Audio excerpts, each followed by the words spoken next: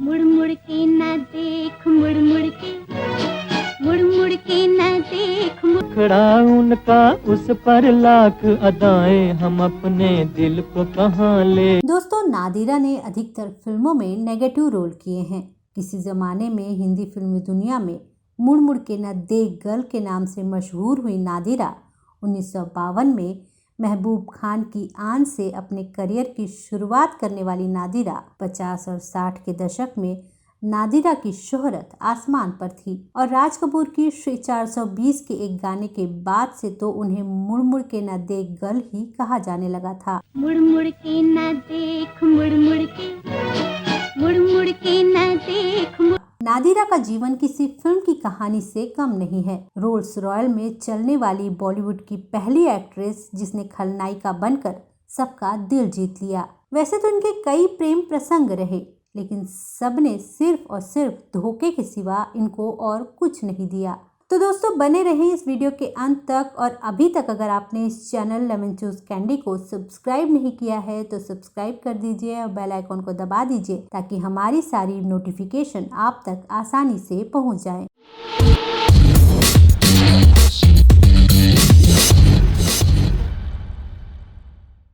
नमस्कार, मैं हूं आपकी दोस्त और होस्ट नीलम शुक्ला देवांगन और आप देख रहे हैं लेमन चूज कैंडी। हाथ में सिगरेट, तीखे नैन नक्श, डार्क मेकअप, फैशनेबल कपड़े, हीरो से खुलकर प्यार का इजहार करने वाली बॉलीवुड ने खलनायिका की यही तस्वीर हमारे सामने उकेरी है। बॉलीवुड फिल्मों में हीरोइन को अक्सर शर्मीली, सताई हुई और खलनायिका को हीरोइन पर जुल्म ढाते हुए दिखाया गया है। जाहिर सी बात है कि कोई भी अभिनेत्री फिल्म की हीरोइन बनना ही चुनेगी, लेकिन कुछ जाबाज रिस्क उठाने वाली अभिनेत्रियां ऐसी भी थीं जो किसी की परवाह किए बगैर आत्मविश्वास के पंख लगाए बेबाक होकर खलनायिका का किरदार निभाती थीं। जवानी पाँव पड़े दिन रात सुने फिर हाय।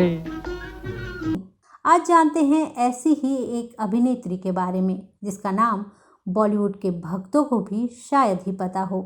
आज जानते हैं फ्लोरेंस एज़ेकियल उर्फ नादिरा के बारे में। आपको बता दूं कि नादिरा का जन्म 5 दिसंबर 1932 को हुआ था। जन्म के बाद उनका नाम फ्लोरेल एज़ेकियल था।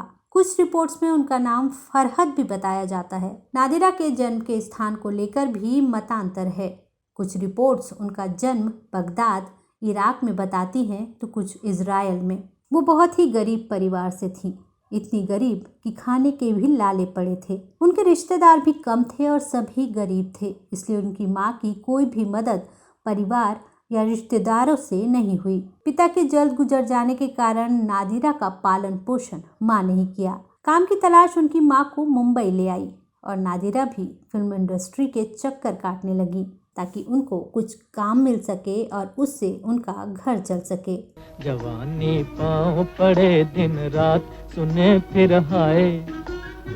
उस वक्त लड़कियों का फिल्मों में काम करना अच्छा नहीं माना जाता था। फिर भी नादिरा ने अपने परिवार और अपने जीवन के पालन पोषण के लिए फिल्म इंडस्ट्री को चुना। बॉलीवुड में कई एंग्लो इंडियंस गैर भारतीय मूल के कलाकारों ने काम किया और नादिरा भी उनमें से एक थी। नादिरा यहूदी धर्म का पालन करती थी, ऐसा कुछ मीडिया रिपोर्ट्स कहती हैं। नादिरा ने 12 साल की उम्र में ही बॉलीवुड में एंट्री ले ली थी। जब बॉलीवुड में महिलाएं साफ सुथरी छवि, पतिव्रता और किस्मत की मारी टाइप के रोल चुना करती थीं, नादिरा ने अलग किरदारों का चुनाव किया। नादिरा ने अपने किरदारों के साथ एक्सपेरिमेंट किए। वो बॉलीवुड की पहली अभिनेत्री थीं जिन्होंने खलनायिका का किरदार निभाया। 50 और 60 के दशक में नादिरा ने 70 से ज्यादा फिल्में की।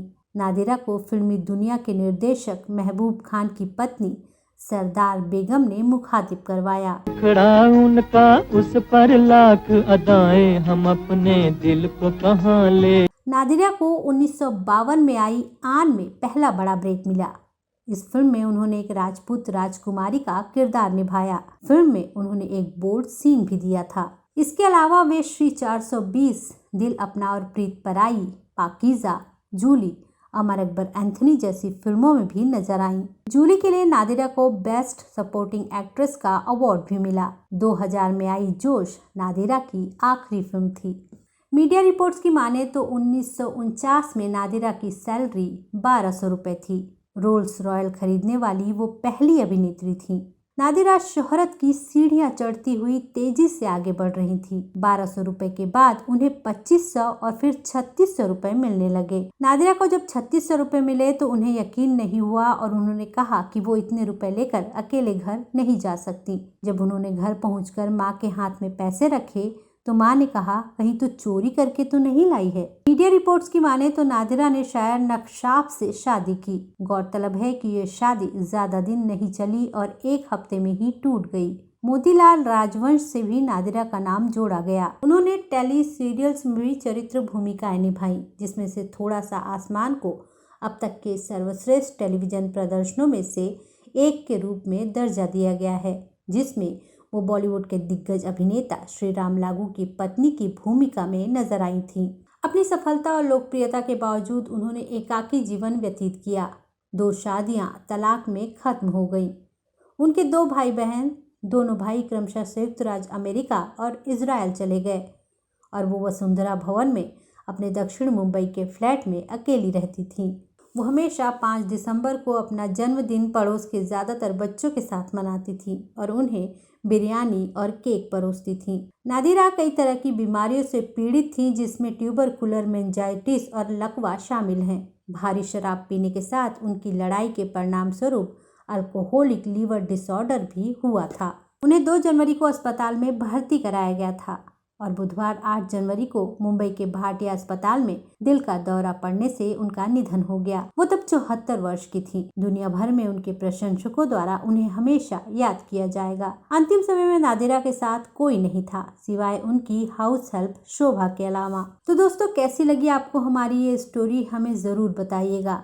नादिरा से जुड़ा कोई किस्सा अगर आपके पास हो तो हमसे शेयर कीजिए। और अभी तक अगर आपने इस चैनल को सब्सक्राइब नहीं किया है तो सब्सक्राइब कर लीजिए और बेल आइकॉन को दबा दीजिए, ताकि हमारे सारे नोटिफिकेशन आप तक समय पर पहुंचे और इस तरह की स्टोरीज आप समय पर देखते रहें। तो इस वीडियो के लिए मुझे यानी अपनी दोस्त और होस्ट नीलम शुक्ला देवांगन को दीजिए इजाज़त। नमस्कार।